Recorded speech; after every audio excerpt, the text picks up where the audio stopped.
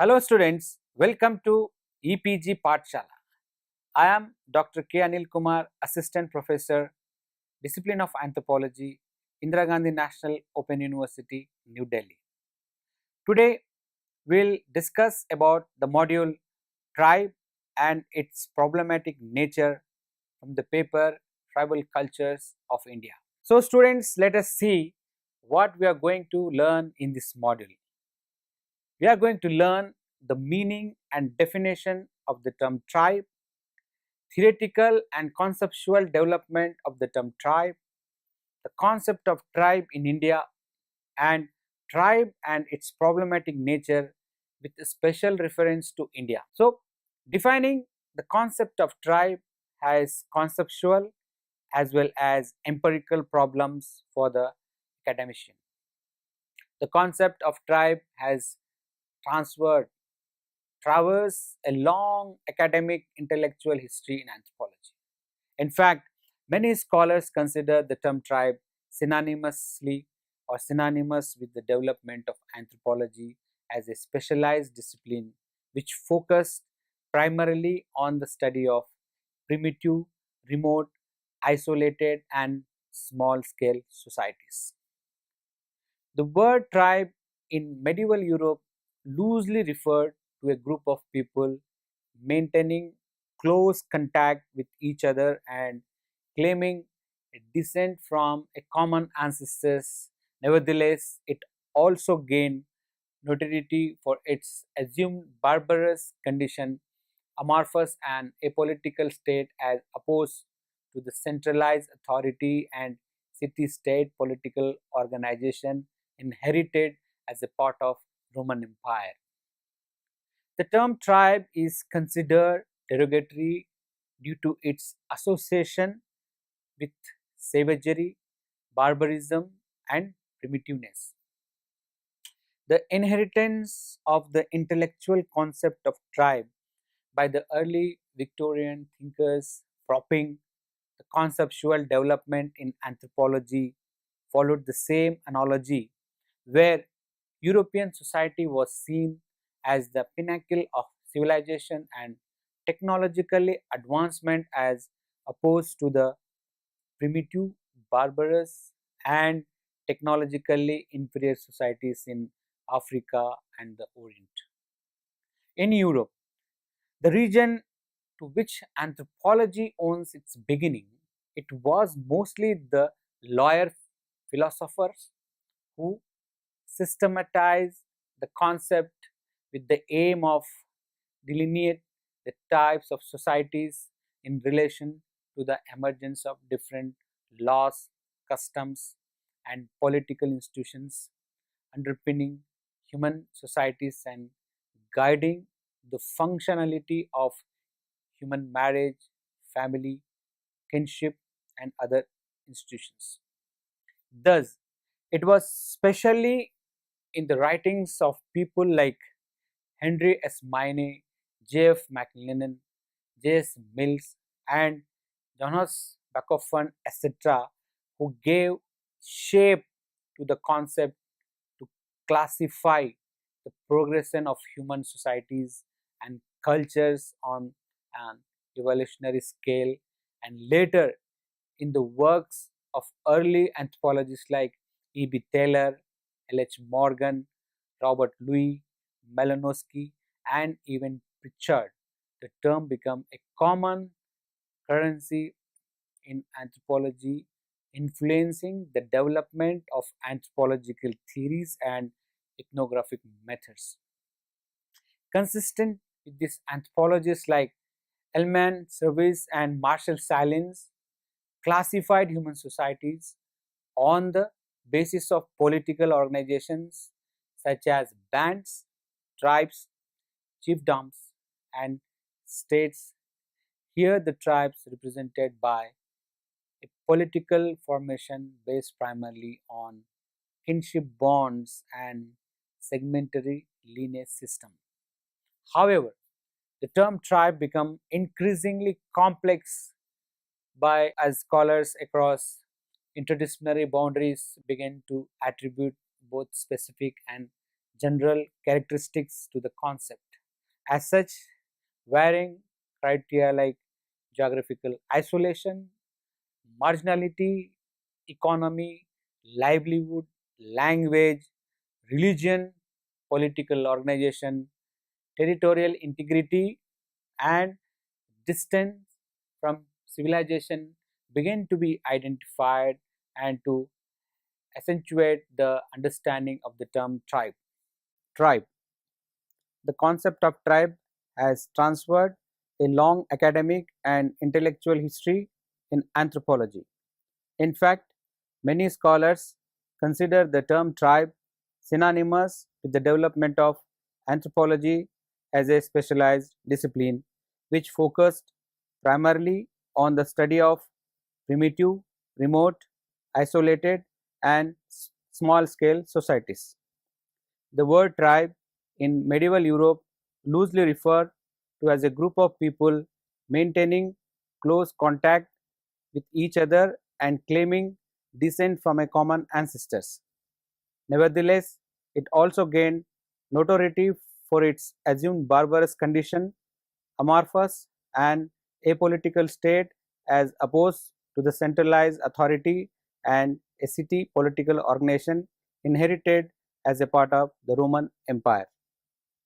In fact, the term tribe is also closely associated with what is known as the Dark Age in Europe, a period said to be populated by hordes of kin based warring groups steeped in chaos and barbarity until rescued by the Renaissance and the Enlightenment in Europe, deemed as the age of reason.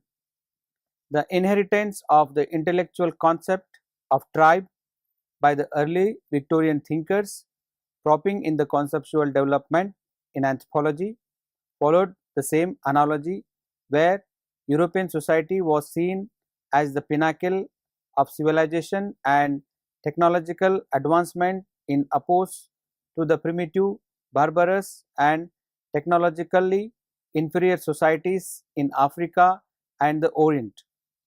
In crux, the development of the concept was shrouded in value judgment and measure of civilizational superiority invented and nurtured by the Western society. Definition of tribe. Anthropologists have defined tribes in varied ways, but if we survey the literature on tribes, some consensus can be arrived at. Broadly speaking, tribes are conceptualized in anthropological literature as isolated or relatively isolated communities having cultural autonomy with a demarcated territory, having a specific dialect, showing relatively simple mode of production, using crude and simple technology, characterized by subsistence economy and absence of monetized economy. It is a group with its own traditional religion, deities, semiotic system, cosmology, rituals, ceremonies, and beliefs, characterized by political sovereignty and self determination, having control over resources at the level of individual and community, sharing the same culture, ethnic identity, history, future aspirations, and where the members have a sense of belongingness to a common stock, which Ralph Linton called as esprit de corps.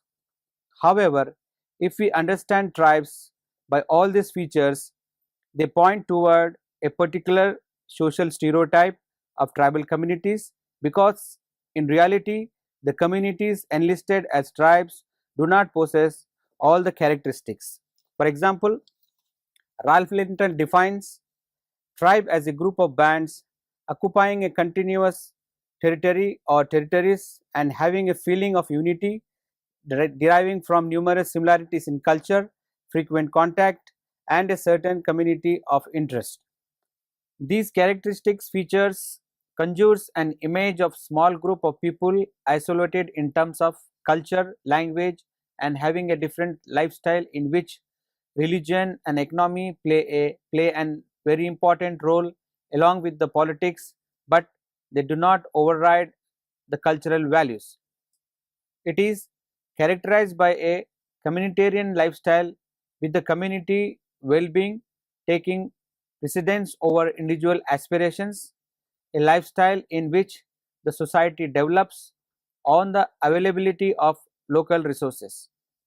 Also, a collective living in which they worship certain gods and goddesses and not comparable with the god and goddesses of great religions, and they have their own religious as well as political leaderships. What is being hinted in this definition is a whole community which is not affected by so-called civilization and mainstream culture. This is way of understanding tribes have created many conceptual problems and ambiguity in the definition of tribes. In India, the term tribe is definitely an exterior category which fails to reflect the indigenous reality. The term tribe is not an indigenous category and lack consensus. Many anthropologists would have reservation using the term tribe. Instead, some have used the term Adivasi, Adim Jati, Anusuchit Jati, Vanvasi, and so on. The tribe is not a universally valid category since the similar group of people whom we call tribe in India are called native Indians in North America, minorities in China, aborigines in Australia, and indigenous people in South America, etc. Even within a particular country, there are different stakeholders who are interested in the study and administration of tribal affairs. There are administrators, census enumerators, planners, and developmental specialists, member of civil societies, and academics, etc. Even among the academics, there are anthropologists, historians, political scientists, sociologists, and social worker, etc. And there is no consensus as to what should be called a tribal society. The problem is even more acute in the case of India due to two fundamental reasons. In India, the criteria to define tribe have changed over the years. In the 1901 census, tribes were identified as those who practice animism. In the 1921 census, the term hill and forest tribe was used, while in the 1931 census, the term primitive tribe was used, and in 1951 as a scheduled tribe term is used in the constitutions. Today, the tribe is used interchangeably with other terms like aboriginals, natives, indigenous people, and so on. If we look into the empirical situation, the problem of defining a tribe gets compounded. For instance, let us take the criteria of isolation or semi-isolation. Studies from Northeast India suggest that the Naga tribe during the colonial and pre-colonial rule enjoyed a different kind of isolations. The Naga villages were located on hilltops and were fortified, having boundary walls and reinforced with wooden palisades, sentry outposts, and khel gates to protect the community from invasion and headhunting raids, and as such, it helped the colonial administrator ethnographer to conceive the Naga as an isolated community. However, Hammondorf reported that the Nagas, as early as the 18th century, would organize themselves and come to the neighboring plains to take away plunder from the markets, since their relationship with the neighbors was marked with hostility. In the case of Andaman Islands, among the tribes like the Santalis, Jarwas, and Sompen, etc., who is known for their aversion toward outside contact, the colonial government had been sending unmanned boat of bananas, blankets, tents, and other items, and they have been using these commodities, and as such, the argument of absolute cultural isolation is a misnomer. Therefore, the criteria of isolation cannot be regarded to judge the community as a tribe or a non-tribe. On the contrary, in the Nilgiri hills of South India, Toda, Kota, Kurumba, and Badaga best exemplify the case of economic interdependence and cultural contact between the tribe and caste. The Toda are pastoralists, the Kota are medicine men, the Kurumba are artisans, and the Badaga are agriculturists. And importantly, they are not in the hostile relationship with their neighbors. There exists a kind of exchange mechanism among the four communities characterized by bartering system, assuming a form of Jajmani system, and Jajmani system is found among caste communities. These four tribal communities are not isolated, but they live together in a system of economic interdependence. The very notion of isolation among Indian tribes is a misnomer, since the tribal situation can range from punctuated hostility like among a Naga and Santalis to a system of harmonic economic dependence not only within the tribal communities but with also the neighboring caste communities. So student, now we'll discuss about the critical reflections on the term tribe. The term tribe is considered by many to be colonial construct. One of the persisting controversy among the Indian tribes pertains to their indigenous status. In central India, the term Adivasi is used to refer tribal population as original inhabitants or autochthones. The of segmentary system originally derives from Emile Durkheim's study of polysegmental societies. The characteristics of tribes are fast changing due to the impact of modernization, globalization. Many tribes do not possess the features which are supposed to be the basis of their identification. Theoretical and conceptual development to systemize the concept with the aim to delineate the types of societies in relation to the emergence of different social institutions. Anthropologists like Elman Service and Marshall Shalins classified human societies on the basis of political organizations such as bands, tribes, chiefdoms, and states. Here, the tribes represented by a political formation based primarily on kinship bonds and segmentary lineage system. The ethnographic studies conducted by anthropologists across the globe exacerbated the conceptual ambiguity, since what scholars like Morgan, Shalins, and Godelier saw as organized society with well demarcated social, cultural, and as endogamous unit was challenged by later scholars who witnessed fluidity and permeability in the aforementioned boundaries within the societies identified as a tribes, especially in the context of South Asia.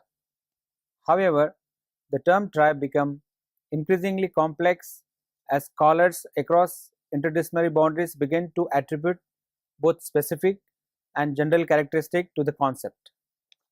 As such, varying criteria like geographical isolation, marginality, economy and livelihood, language, religion, political organization, territorial integrity, and distance from civilization began to be identified and to accentuate the understanding of the term tribe. The conceptual development of the word tribe is mired in controversy because of the close association between anthropology and the European colonialism. In a radical departure from the tacit definition of tribes, Morton Freud posited tribe as a kind of epiphenomena taking its form and identity from other social formations, which he opened would take a different form and identity when the external source from which the group derived its identity, began to shift its boundary and change over time. Though modern flight thesis can be supported by ethnographic data from Africa, North America, and the Indian subcontinent, however, what Maurice Godelier posited, tribe as a both a type of society and a stage of evolution, could be equally substantiated by anthropologists conducting fieldwork in the sub-Saharan region, Australia, and Pacific Islands, although guided by differing theoretical perspectives. Scholars like Elman Service and Marshall Shalins classified human societies into bands, tribes, chiefdoms, and state. According to them, tribe is a type of society occupying a stage of evolution. The study of segmentary system entered the theoretical debate on the tribe after the ethnographic works, kinship, and political organization among African tribes like the Nuer and Tiv.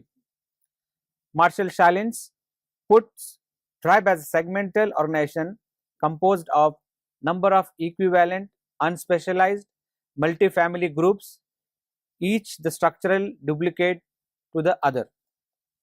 The definition of tribe as a segmentary system was understood as a societal system composed of equivalent segments or parts, each similar to the other in structure and function, based primarily on kinship rules, both imagined and real, stretching further into larger genealogical groups but maintaining structural parallelism, as best exemplified by Evans Pritchard's work on the Nuer, where a local segment stretched further into hierarchy of lineage up to the binary opposition of the Nuer and Dinka tribal identity.